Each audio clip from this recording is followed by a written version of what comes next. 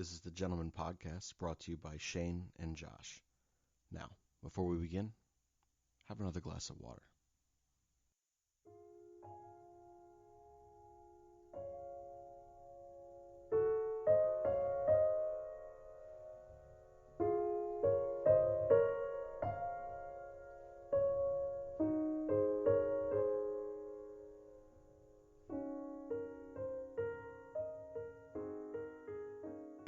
How y'all doing tonight? And then they start cheering and cheering. It's great to see all of you. I'm Charlie Bartlett. And if there's one thing I want you to walk away with tonight, it's that the sky is the limit. So for those of you with troubles, for those of you feeling scared or confused or angry, remember, you are not alone. And then they go nuts again. So that's Anton Yelchin in the movie Charlie Bartlett, which if you haven't seen, I think is a lot of fun for what it is. I enjoyed it. I think it has like the DNA. If you've seen the Netflix show Sex Education, I kind of feel like they share a certain kind of DNA. I'm not saying they're the same by any means, but there is a certain kind of similarity. And I think Charlie Bartlett's one that kind of got lost in the shuffle. Yeah, and so look, this is it's probably going to be a two-part episode here, and this is kind of a generalized thing. This episode, and Charlie Bartlett in the speech that you just heard in the intro there, it's a little lighter, and it's a little topical, and that's kind of what this episode is going to be. And then next week when we have our second part of this two-part episode, you'll hear a little more a dug-in version of this. So that's what we're talking about. It's going to be therapy. And I thought, you know what? I was curious, Shane, like, is there a difference? Let me start this way. When we're thinking about therapy, and we'll get to maybe like some of the stigmas or thoughts about that. But anyway, what would you say? Is there like a line in the sand that, like, I know we all talk to our friends, or we have people that we know, like we can lean on them and like talk to them, like you and I, we can definitely pick each other's brain. But I'm curious, is there like a point for you that you're just like, sometimes I need a different perspective, or I need something else, or I don't feel like my friends or my confidants can help me in this way? Like, is there something you can identify for that, for you personally? Yeah, so I mean, we all utilize our friends, families, and partners first. Like, that's natural. Well, I shouldn't say all of us. Many of us do. Some people do struggle to open up in that way.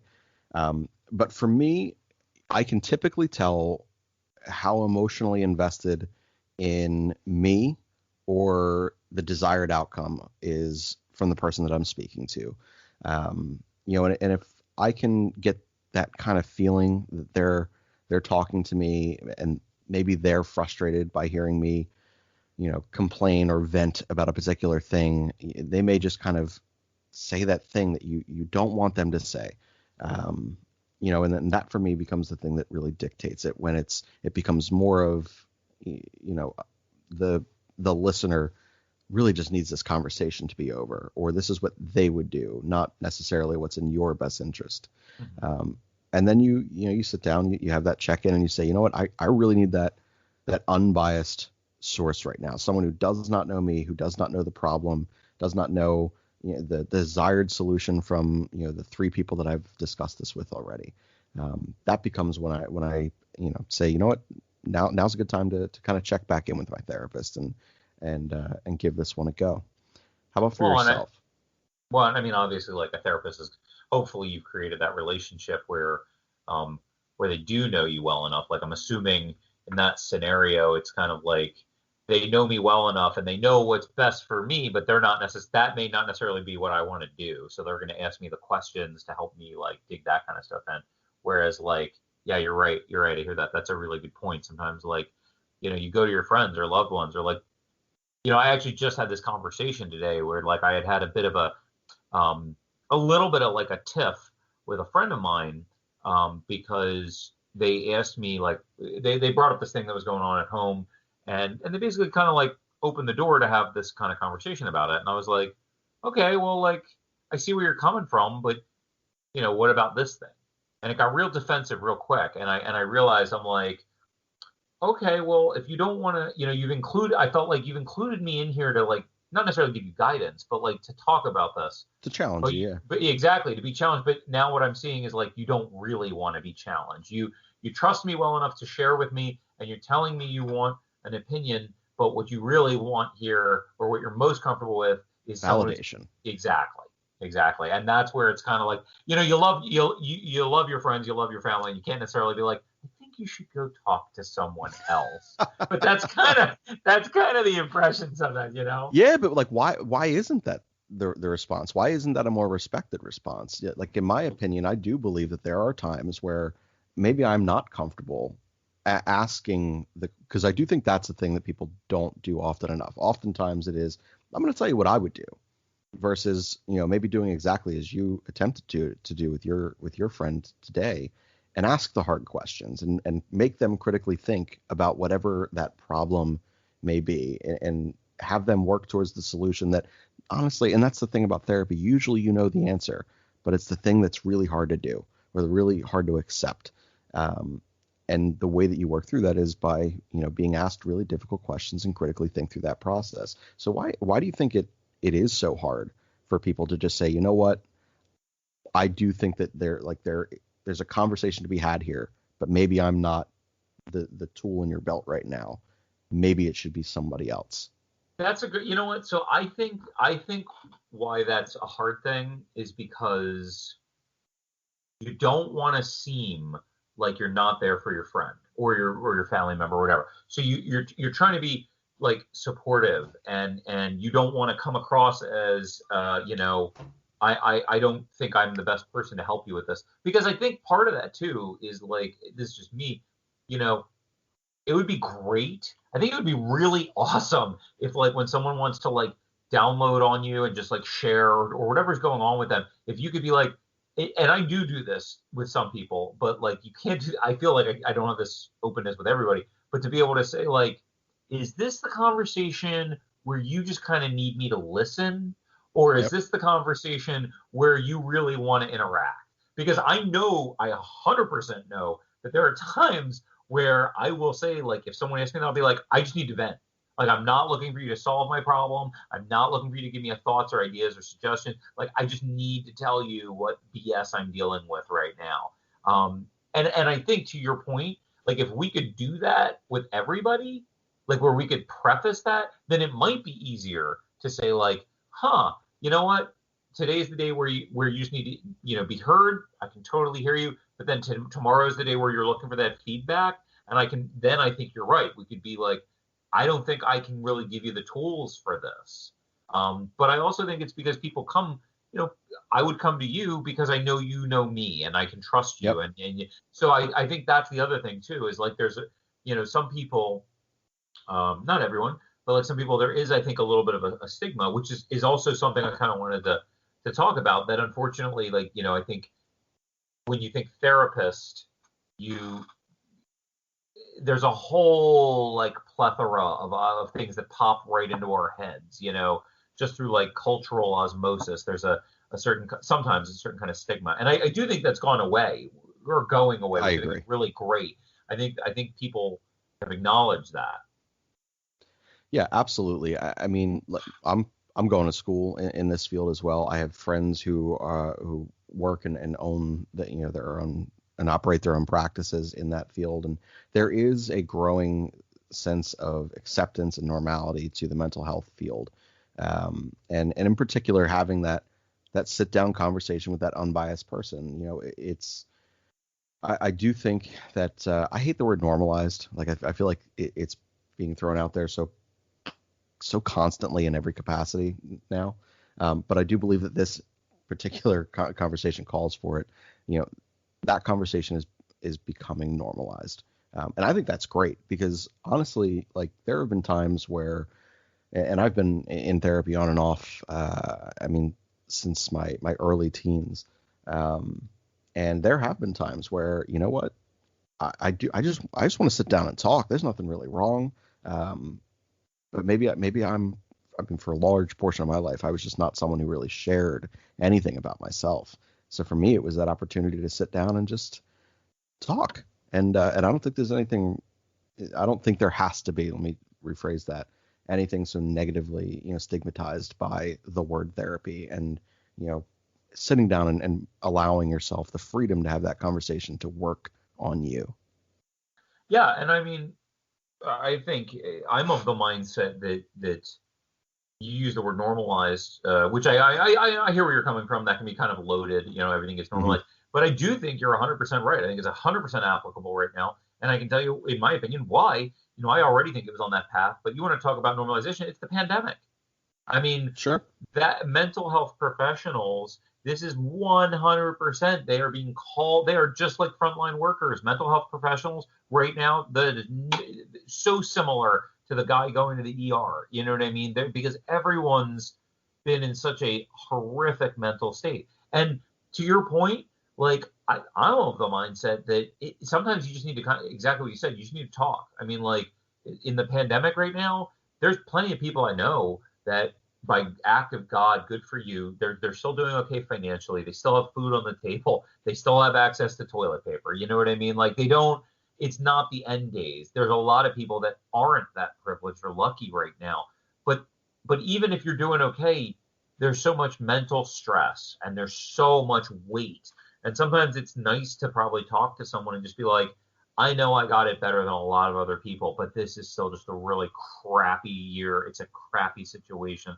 And just to have that kind of third person sounding board, absolutely. Just absolutely. Yeah, honestly, like the metaphor is just it's what happens if your lawn's unkempt, and you don't pay attention to it. It grows and grows. That grass gets thicker and thicker, and it's just straight weed out there.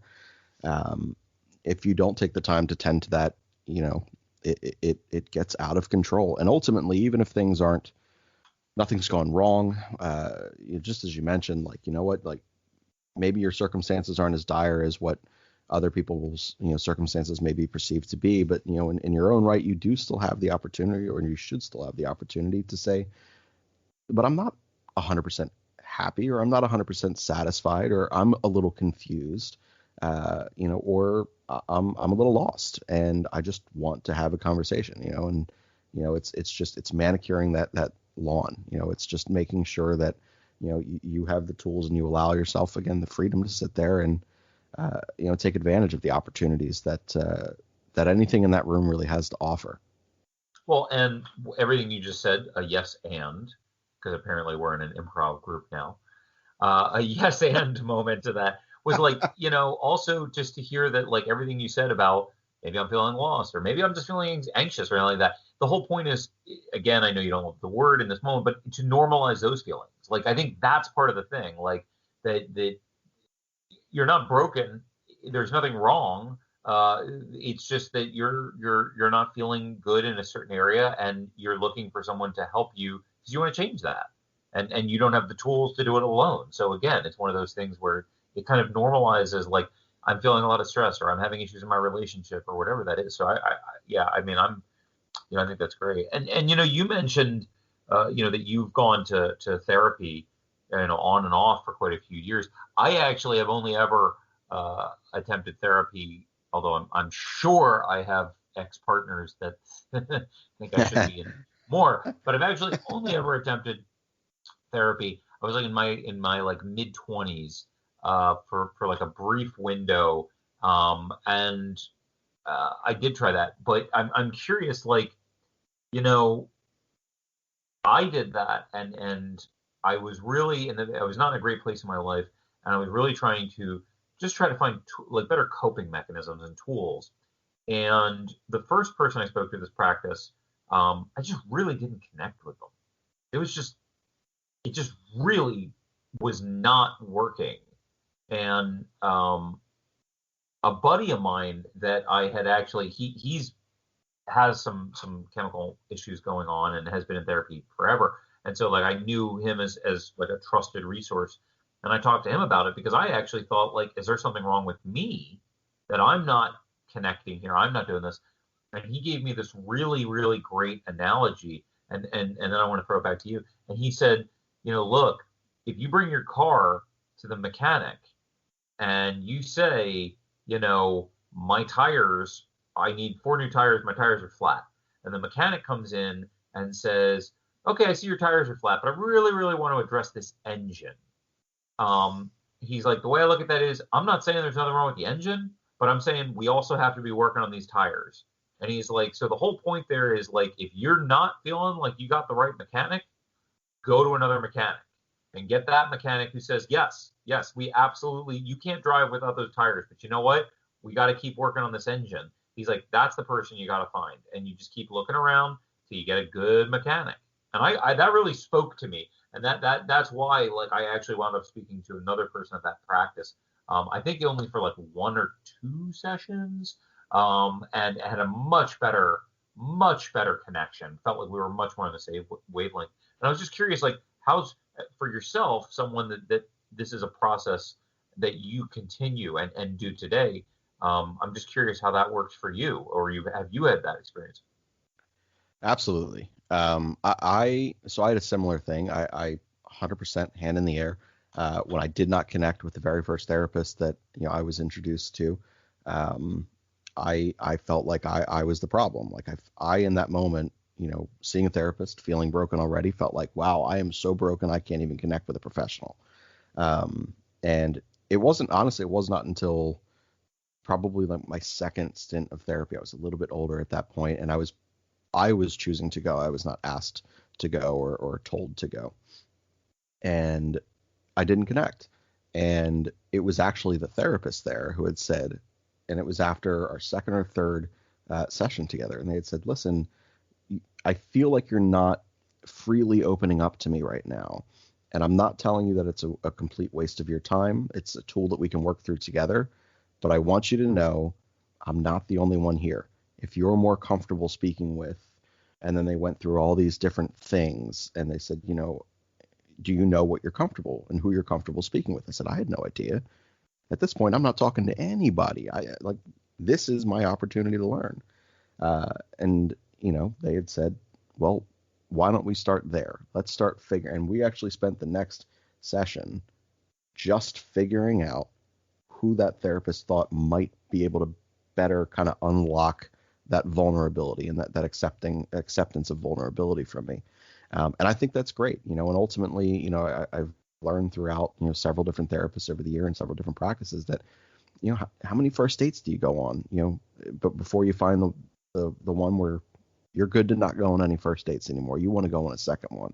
You want to go on. I thought you meant you were like done. I'm done with dating now. I've gone on my first date. I'm done. I'm never dating again. So you're saying? Oh, I've had those experiences, and I would like to refer you back to several other Gentleman Podcast episodes. Yeah. They were nightmares.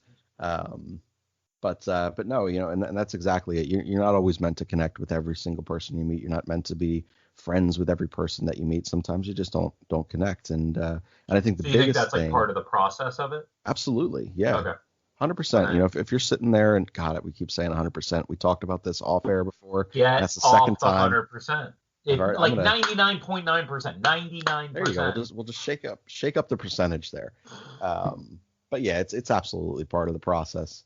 And I think that you owe it to yourself to, again, do that self check-in. We've talked about that throughout almost all of the podcasts that we've done so far. There's been a moment that we can say, do the self check-in. That's the time. If you feel like you're not freely connecting, there is absolutely nothing wrong. And honestly, your therapists are probably not going to be overly offended by this. And especially in a state of a pandemic where everyone's backlogged and on wait lists, like, the worst thing that you can do is take up a therapist's time and your own time, and while someone else kind of sits there and just waits. So you find the person that you freely connect with. So I am curious though, because you had mentioned that your first experience was you didn't have that immediate connection and you didn't end up going. So I'm curious, what was your, if you even want to go into this, what was your reason for not connecting with that first one, and how did you kind of know that the next one was the conversation that you wanted to be having? So, it was about it was really feeling like I wasn't being heard. My vague memory of this, again, this was maybe a month out of my life where I was going, maybe a month and a half of that. But my vague memory of this, was that I might have even mentioned like on a second meeting or something like that, like what I'm trying to get out of this is like I'm not against anything you want to talk about, but like I'm literally looking for some daily tools that I can deploy to help me get through some of the stress I'm dealing with right now. And you know, I again, not saying this was 100% what I said, but it was like, if you want to talk about my familiar relationships with my parents, which literally have nothing to do with the fact that I'm in a job I hate.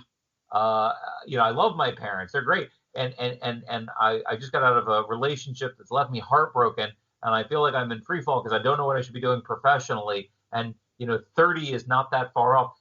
Great if you can help me with that, and you want to talk about whatever you know, my upbringing. But you're talking about that, I'm telling you, okay, please feel free to ask me whatever questions I want you to. But how about before I leave today, you say, like, if you're feeling an anxiety attack, why don't you take yourself out of that moment?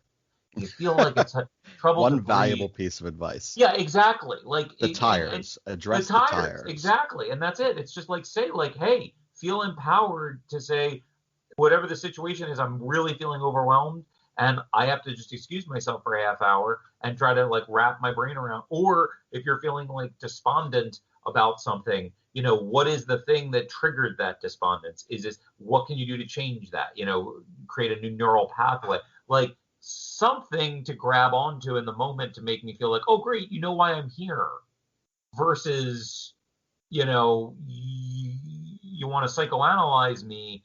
And like, if we're going to do that, we better, you know, that's great, but I'm not a dumb guy. So like, I know what your questions are going to mean. Like, let's do this. I can do the Hannibal Lecter man dance. Like, I know I sound like an asshole, but it's like, if you're going to do this, we can do that, but I know what you're trying to do. So like, what we need to do is do what you want to do, but also let me feel like you're hearing me and doing that. And when I spoke to the other person in the practice, you know, I just, like I said, I felt very heard. I felt very like seen in this way that she was like, okay, let's start fresh. Talk to me about everything that's going on with you. And I laid it all out. And she was like, okay, totally fair. She's like, let's talk about some day-to-day stuff that you can be doing. Like, do you take time for yourself just to like not, you know, when you're not at work, or when you don't, you know, do you take time to do that? Are you making time for, you know, friends, or to get out and do things, meet people? I'm like, no, I'm not. Thank you. That's a really good thing. And you know what? When I'm feeling depressed or overwhelmed, that's not necessarily something I'm thinking about. So like, you know, and I remember, I don't remember her name, but she was really, really sweet. I remember like the last time we talked, we'd gone over all this stuff, and I think I was going out of town for a bit. And I totally felt like it was open-ended. She was like, well, look, when you're back in town, if you want to connect, like, let's connect. But it's, you know, I'd love to keep talking to you, but like, whatever. But I totally remember that she said, like, you're going to be fine. And it was just like, yes, I needed a third person party to for the last session or two, make me feel like you're hearing where I'm coming from. Not that I felt like you're telling me what I want to hear. Like, you're leaving that door open by saying, like, if you're not, come back. You know, great, get out of Dodge for a week. I'm still here. But you know what I mean? It just, that was the point of connection. And it was, like I said, it was honestly, it was not something I felt like I needed, but I'm sure that I got some good tools out of that. And I've done couples counseling, which I think is tremendously helpful. And if anyone is in you know, a relationship, and there are relationships I'd probably still be in today if we had gone to couples counseling. I totally believe that. Same. Oh yeah. There are definitely relationships out there that I'm like, man, I totally needed a third party to be in the room with me to say, like, okay, you're talking about something completely different than what they're talking about, and that's okay. It just means you guys are arguing about not the same thing. So, all right, first of all, these are semi counterpoints in this particular thing. Person, so my fiance now, you know, she sees someone, I see someone, and couples therapy was something that was asked of each of us separately, and we talked about it, and we said, all right, let's do this. Would never recommend seeing a therapist that one of the two of you see, because they already have this built-up perspective. Would definitely recommend seeing a third-party person for the relationship. However, on one of our sessions there, and it's going along with exactly what you just said there, we had to do an activity. And again, it's one of my big things in selecting a therapist that I believe that I will have a good connection with is not unlike yourself. Like I don't need the sweater vest with the notebook and the leg crossed and the how does that make you feel and let's start with your family. I don't need that. I need you to listen to what we're talking about. And one of the things I also really, really loathe is let's do an activity. I'm like, I'm out. Like, I'm not going to give that 100%. However, I knew that I needed to do this. If you're committing to the hour, let's give the hour everything it's got. So we have this activity. We have to sit back to back. And I'm saying this in the podcast now because I do believe that this is something that, like, you could just have a random friend, like, conduct this exercise for you and your partner. And I genuinely believe many of you will be shocked. I know I was. I've always felt that I was a really strong communicator. Not always, I should say. At this point in my life, I feel like I'm a strong communicator. At times, definitely over communicative. What the therapist had done was sit us back to back and would give just a picture on a paper of whatever kind. It had all these different shapes, and they were placed wherever on, like, just standard shapes, nothing crazy, on a piece of paper, and you had to articulate what was on your paper and see how your partner hears how you're delivering that message. And you had to draw blindly based off their direction what was on that paper. And I thought that I was giving incredibly clear direction. Horrible. Absolutely terrible. Describing my was picture in your hand that she couldn't see. Okay.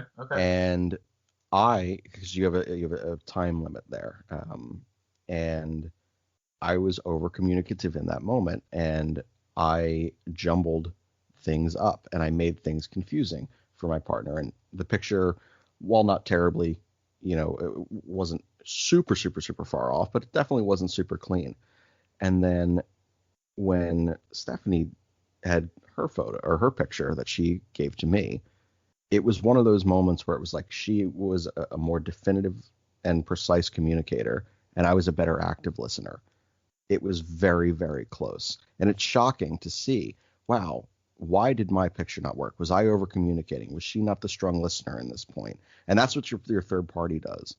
They can sit there and say, well, and they can ask the hard questions, did this confuse you when he said this? And that's a bad example. That's a leading question, but same thing. But it's a crazy, crazy good exercise because you don't know, and couples therapy is a really constructive tool, even for couples who believe that they're fully healthy. I think it's really important to check in every once in a while. Oh yeah. Yeah. No, I'm just curious, and I don't want to take the air out of it, but I'm just curious. What was the picture? What was the picture you had to describe? Like, was it like an elephant? No, it was literally shaped. So it was like, okay.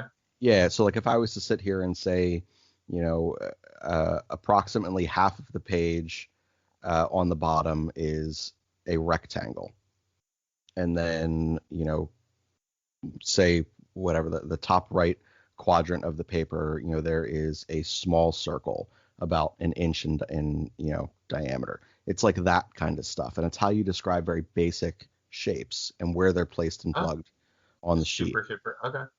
So it's not like you're sitting there and you're painting these unbelievable portraits. It's not that. It's very simple, and it is truly just a check in on your communication levels and the way that you can kind of give direction and response, and the way that you actively listen to your partner.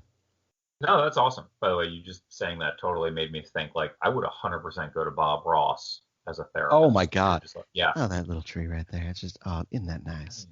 I think we've got just a little communication breakdown, but that's okay because it's your world. See, that's your stress management tool right there. You That's don't even goddamn need right. You that just throw on Bob Ross on Netflix. That is goddamn right. That is goddamn right. Can I even tell you the amount of time, dude.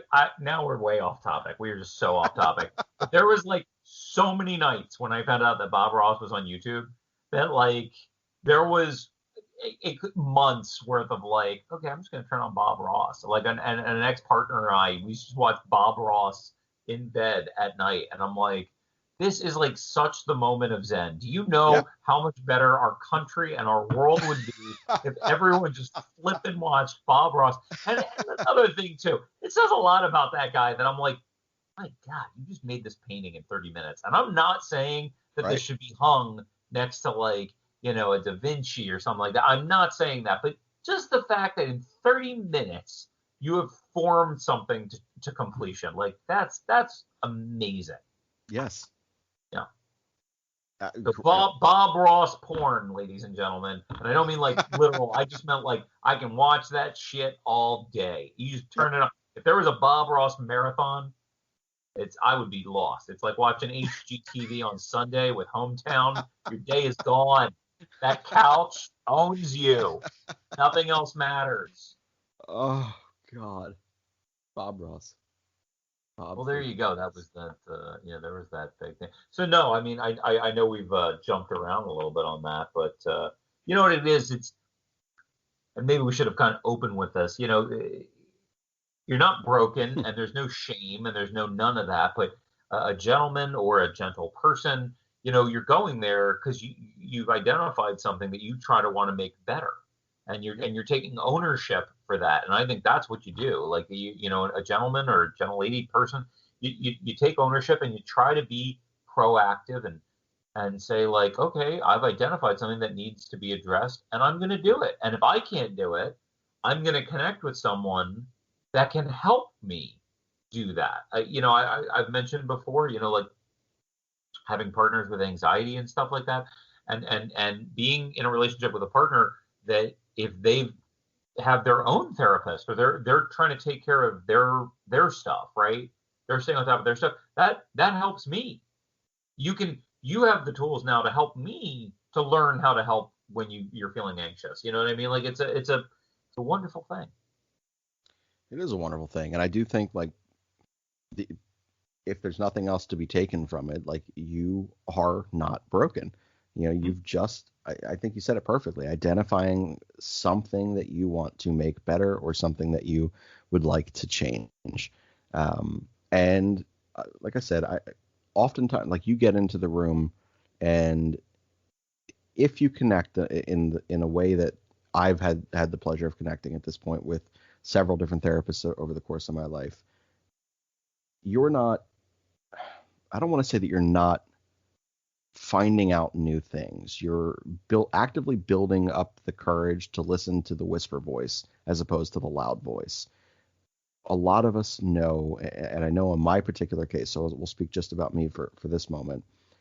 I knew the answers going into therapy, but I did not have the courage to listen to them. And I needed to understand why I didn't have that courage to listen to those things. And I had to accept that it's okay to want to be better in a particular area, or to want more, or to believe that I, deserve better in a particular circumstance, and how to cope with that. It's just about finding the person that can help you kind of unlock the things that, it takes a lot of courage to acknowledge. Yeah, absolutely. Absolutely. That's absolutely right. Like, it takes a lot of like, I don't know it all. I don't know it all. I know you don't either, but like, again, that's why we talk to other people and friends, loved ones, whatnot. Sometimes you have to go to a professional, and that's what they're there for. They're vested in your well-being, not paycheck. I mean, but yeah.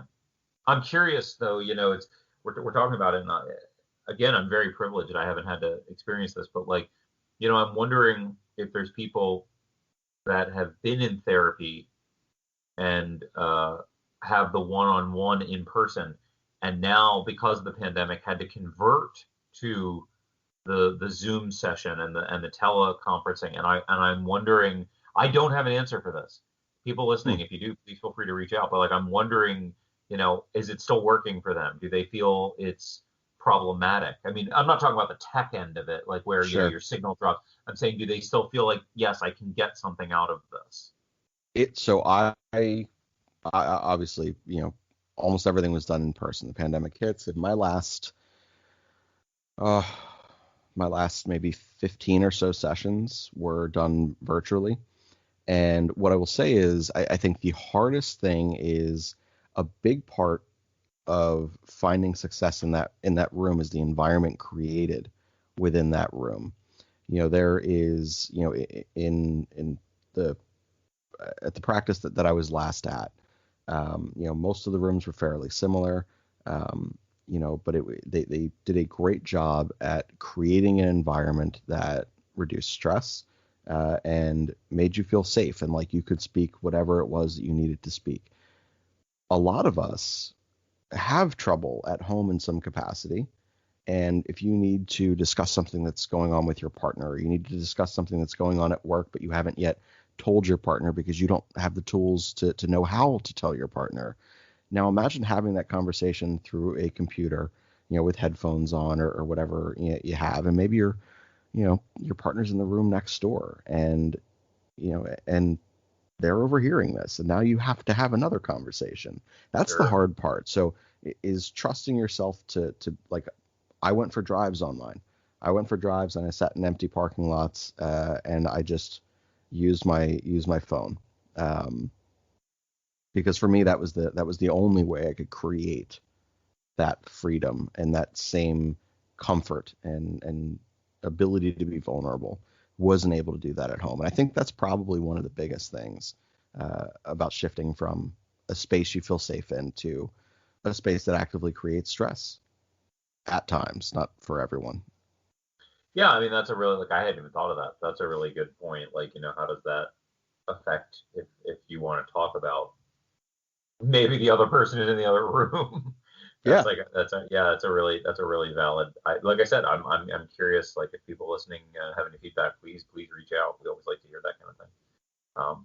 And I just want to reiterate, just to clarify, I'm pretty sure that Shane was not going to parking lots like near children's playgrounds, because that's kind of just weird if you're in the Nope. playground and you have the phone set up and they're like, why is that guy and his phone's pointing at the slide? And it's like, no, he's at therapy, but it's just, Yeah.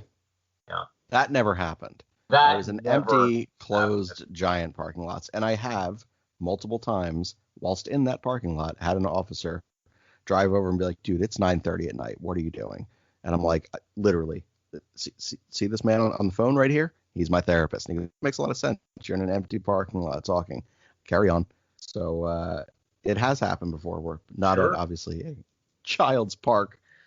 Well, I think we've done a really good. This is just me personally. I think we've done a good job. We're talking about the process in like a really generalized kind of tone, and I think that's okay, because as we mentioned at the open, this is going to be a two-part episode, which is going to be our first two-part episode ever.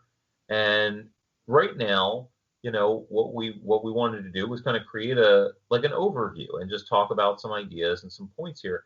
And hopefully you'll join us on our next episode, where we're going to dig a little deeper in. And I think this was like a nice scratch the surface. But let's, on our next episode, come with us on that journey, and let's talk a little bit more about some maybe more personal experiences, some goals of the process, and the whole 9 yards that way. Yeah, so I think this is a good time to throw this back over to Anton Yelchin in Charlie Bartlett, which again, really, really good movie, light movie, similar to this episode, topical. We're going to send it over to Anton Yelchin. How y'all doing tonight? And then they start cheering and cheering. It's great to see all of you. I'm Charlie Bartlett. And if there's one thing I want you to walk away with tonight, it's that the sky is the limit. So for those of you with troubles, for those of you feeling scared or confused or angry, remember, you are not alone. And then they go nuts again.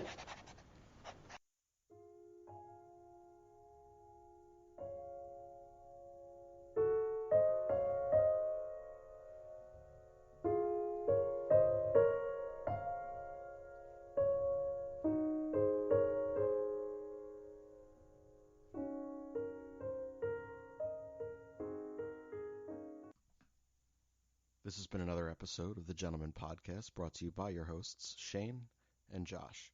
If you've enjoyed tonight's show, we will have additional shows on the 1st and 15th of every month. We also have written content on our blog at www.thegentlemanpodcast.blog. Please be sure to rate and review if you've enjoyed this content, and also share. Share with your friends, share with your family, share with your coworkers, share with strangers on the street. We are your gentlemen, and we thank you for listening.